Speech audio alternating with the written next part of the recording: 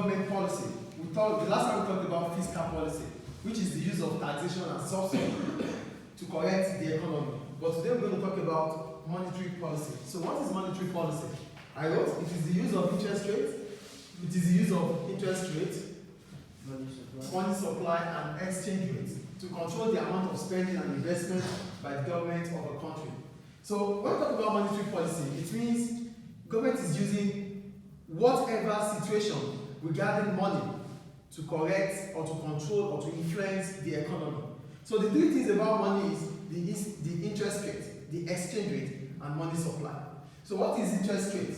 I wrote, this is the price of saving and borrowing. The amount you pay because you have to borrow money from the bank is an interest rate. The amount you are able to get, the amount of money that the banks are able to give to you because you have saved certain amount of money into the bank, like you have deposited, is the interest rate. Do you understand here? Yes. So that's why we call it the price of savings and borrowings. You save, when you deposit money to the bank, you could get certain amount of addition on it. That's an interest. And when you go to the bank to borrow money, you have to pay the bank interest also. That is why when we are defining a loan, we said a loan is a credit facility from the bank, which you have to pay back with interest. Do you get what the definition of a loan is? A loan is a credit facility from the bank, which you have to pay back with interest. So that's why we said interest rate is what? The price of saving and what? Borrowing. Is it clear, please? Yes. So we go to exchange rate. When we talk about exchange rate, this is the price of a country's currency against other currencies. So the price of the Libyan dinar, the value of Libyan dinar against the dollars, the value of the Libyan dinars against the euro. Do you understand what exchange rate is here? Yeah. The value of your country's currency against other currencies. Is it clear? So government can also use that to control the economy. The third one, money supply. What is money supply? It refers to the flow of currency within the country. How money goes in circulation. Do you understand what we mean by money circulation? That's what we call money supply. What do I call it? Money circulation. Money supply. Money circulation. It's a money supply. Yeah, that's money supply. Whatever money you spend there, you would have like, maybe that money has even gotten to Benghazi. Maybe it has even gotten to Togo. This is money supply. How money flows in circulation. Is it clear, please? Yes. So, banks do create money in respect of the following assumptions. So the banks we're talking about here, they create money. They are not the central bank. The central bank is the bank that mints and prints currency. The commercial banks and other banks, they don't print money. Rather, they create money. What do I say? They create money. We call it money creation. What do I call it? Money creation. Money creation. So how do they create money? It is always based on assumptions. So the first assumption is that there is an individual who has money looking for a bank to deposit it. Yeah. That means there's somebody who has a lot of money looking for where to deposit the money.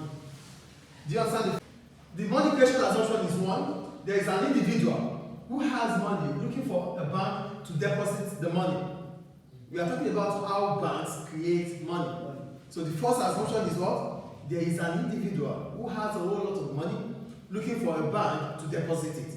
Do you understand? Do you know what deposit means? To save it. Is it clear, please? The second assumption, that there is a bank who is ready to accept the deposit from the customer, the depositor. And there's also a bank who is willing to accept that deposit from that depositor. Do you get the second assumption here? Are you following this assumption? Yes. The first one is there's an individual who has a lot of money with him or her that is willing to deposit that money into the bank. And there's a bank waiting to accept that deposit. Do you understand the second assumption here? The third one, that there is an individual or business who needs to borrow from the bank, having all the requirements needed to request for the loan.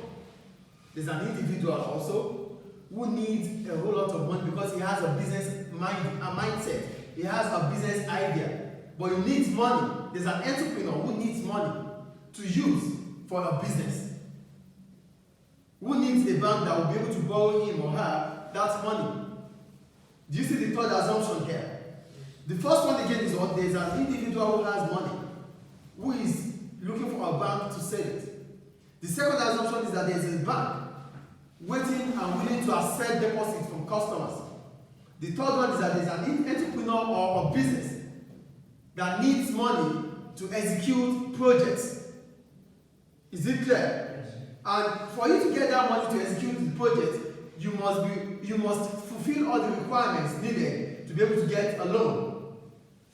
Are you with me? Yes. That's why I wrote that there's an individual or business who needs to borrow from the bank, having all the requirements needed to request for the loan. Before you can get a loan from the bank, you need to fulfill all the requirements. Is it clear? Yeah. The fourth one, that the bank having accepted the deposit from the depositor is willing to borrow the individual or business in 3 with interest. So the bank has accepted the deposit. The bank is also willing to give a loan to that individual who needs a loan. But the bank will give the individual the loan with interest. Are you getting it, please? Mister, what means interest? What I tell you about interest here? The price you pay when you save, or the price the bank pays you when you save, or the price you pay, the money you pay to the bank. The money the bank pays to you when you save money to them, or the money you pay to the bank when you get interest loan from them. That's interest. The fifth one, the interest on borrowing would increase the cash available for the bank. So if the bank has given the customer $100, and the bank says, oh, this $100, you have to pay interest of 10% on it. So we find 10 over 100 multiplied by 100. So that means $10 is additional to it. This is the interest. So now the bank will have how much? 110. Do you understand how it works now? Yeah. The individual has $100 to save into the bank. The bank has given the loan to that customer who needs the $100, but the customer will pay an interest on it of 10%. So now the bank, without working, has had what? $110. Initially they have $100, but with the interest that the customer is going to pay back with the principal, then the bank has what? $110. This is what we call money creation. Is money creation clear now? Yes. An individual has $100, another individual needs $100, but it's really because you need the money, you have what you want to use the money for, you will be willing to pay. That's why I said is needed. Okay, where is it? That the bank, okay, that there is an individual or business who needs to borrow from the bank, having all the requirements needed to request for the loan. So if you have all the requirements needed, it means you have accepted that the interest that the bank is going to ask you for, you're going to pay it.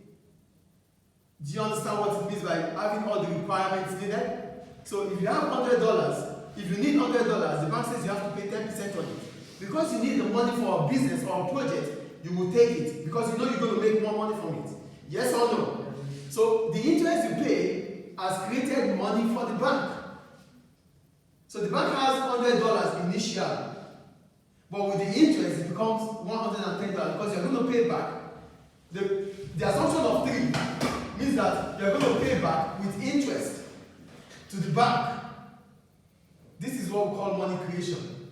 Do we understand money creation here? Yes. Money is created with the effort of individuals and banks.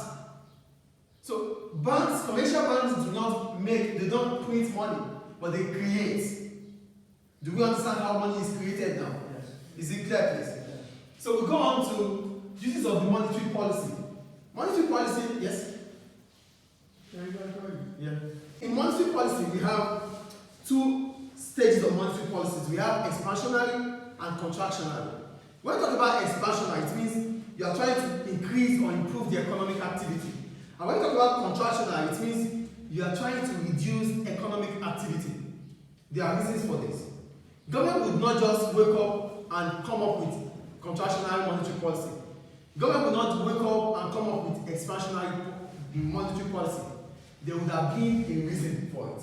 So government would have taken a decision to correct the economy, either using contractionary or expansionary. Are you with me? Good. So let's look at what expansionary monetary policy means. This is used to improve economic activity and it will be called loose monetary policy. They call it loose monetary policy because at that point in time, the economic activity is flowing, there's money supply, interest rate is low, money is flowing, there's money in circulation. A lot of business activities are going on. This is what we call loose monetary policy. Do we get it? Please take note. Expansionary monetary policy helps to improve economic activity. And what would happen when we are talking about expansionary monetary policy?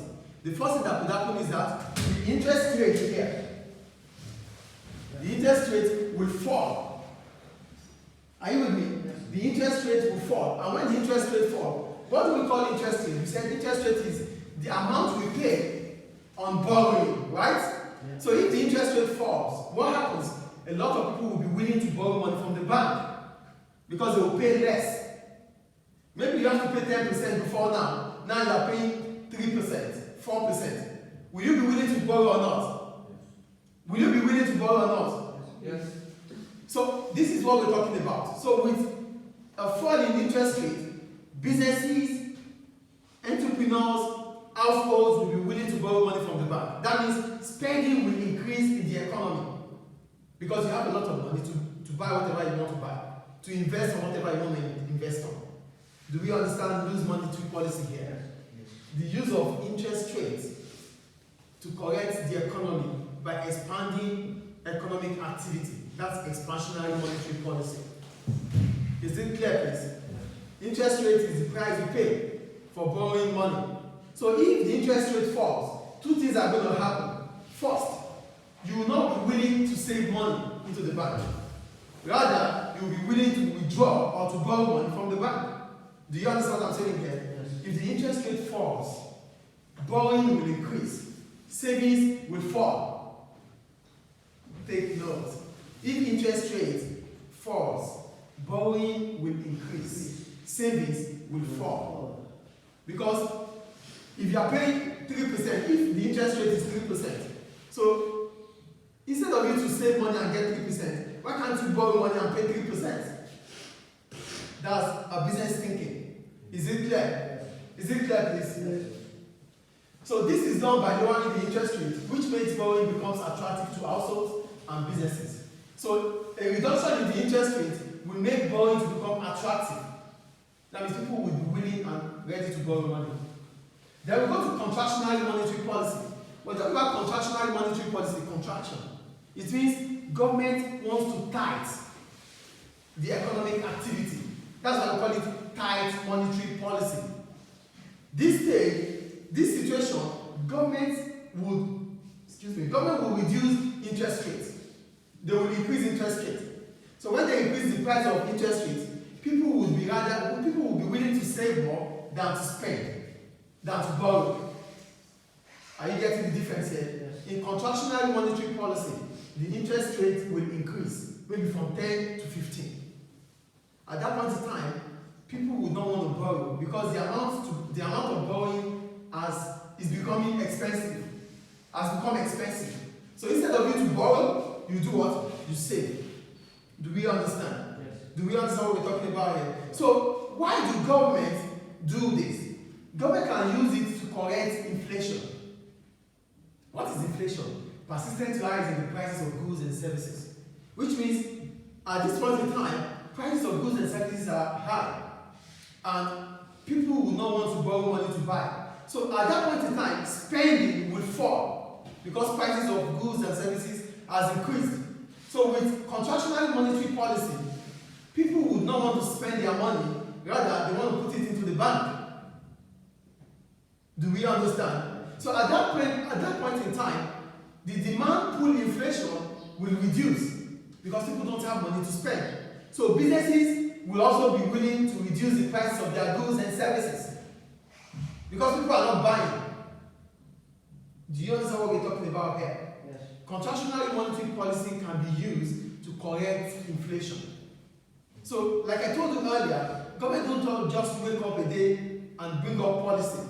They would have bring up policy to correct an economic situation.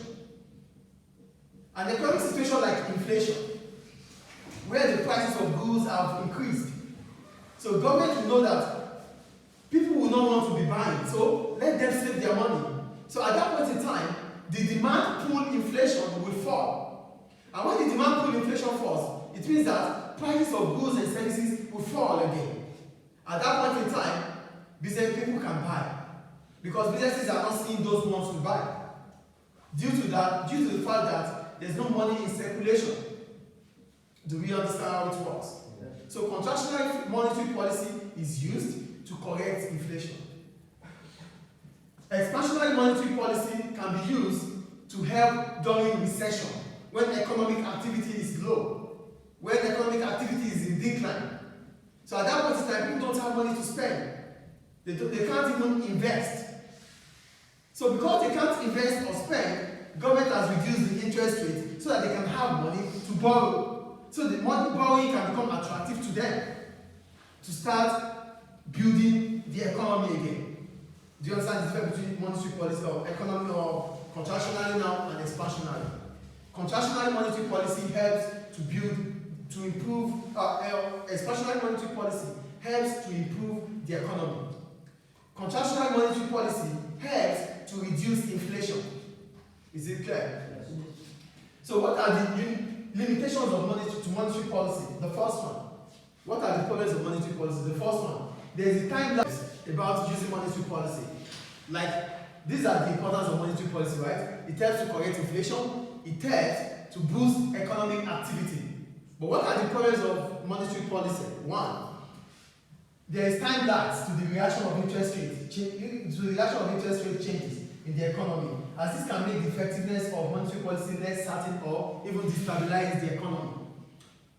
Government has reduced the interest rate. Government announced that interest rate has fallen. But the interest rate that has fallen might not be enforceable at this present time. The banks will tell you no, you have to wait for the next few months before we can enforce it. Do you understand time lapse here? Government has announced that the interest rate has fallen. Yes, they've announced on the TV, they've announced in the national newspaper. But when you go to the bank, instead of you to take it as 3% that government says, the banks will tell you, sorry, our system is still working. We still have to work on 10% until the next 2-3 months. Do you understand what time lapse is here? The government has announced, but it will not be enforceable immediately. Do we understand time lapse? Yes. Do you understand time lapse? No. No. What time lapse means is that the reaction of what has been said by government would not take place immediately. It won't happen right now. The government has said the interest rate has fallen from 10% to 3%. Yes, we heard it. But when you go to the banks, the banks will tell you, oh, Mr. A, Mr. B, you have to hold on for us. We have to rearrange our system. We have to make some things in order. So you wait for the next 3 months, then we can put this and we can make it enforceable. So it does not happen immediately. That's what we mean by time lag. Do you understand what time lag is now? Yeah. The reaction of taking that money or using that interest rate as what government says will not happen immediately. Is it clear? Yes. The second one, economic activity does not only depend on interest rates. There are other factors such as consumers and businesses' confidence level, which can have impact on the GDP. It is not only the interest rate that you can use to correct the economy. Are you with me? There are other things that could boost the GDP of a country. Consumers' confidence level. What is consumers' confidence level? When you believe that when you spend this amount of money, you're going to get more. You know, sometimes you want to spend, but you feel like, am I sure I'm going to get another money again when I spend this? That's what we mean by confidence level for our consumer. Do you understand what confidence level here? So this can also impact in the GDP. Yes? But what happens if I didn't pay the loan back? No, you have to pay it. What happens if I didn't pay? You will pay because you won't even get a loan without fulfilling the requirements. Banks will not give you money without you meeting up with the requirements. So case closed.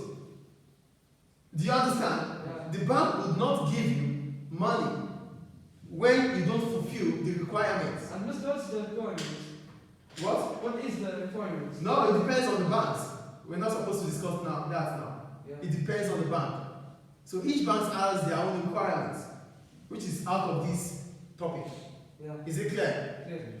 So what we're talking about consumers' confidence level is that consumers, when they know that when they spend certain amount of money, they can still see more, then they can spend. But if they are not sure about getting more, they wouldn't spend. Yes or no? So if government says interest rates will allow customers to spend, it might not be. That's why I call it a problem here. There are other situations or other factors that could make people to spend, which is confidence level. And for the business, what is the confidence level of the business? The confidence level of the business is that when they invest, they are sure that they will make profits. So if they are not sure about making profit, they might not invest. Do you get what we're talking about here? If a business knows that doing this business, it's not going to make profit, then there's no point investing. Even if there's a lot of money to get from the bank because the interest rate has fallen. Do we understand what we're talking about, the problem here? Yeah. The second problem is talking about not only interest rates that we can use to boost the economy or to improve our GDP. There are other factors that determine the GDP of a country. Which one of them is confidence level of consumers, confidence level of business. And when we talk about confidence level of consumers, we're talking about the state you have that you will be willing to spend. The state that makes you to be willing to spend. If you are not sure about it, you wouldn't spend, even if you have that money with you.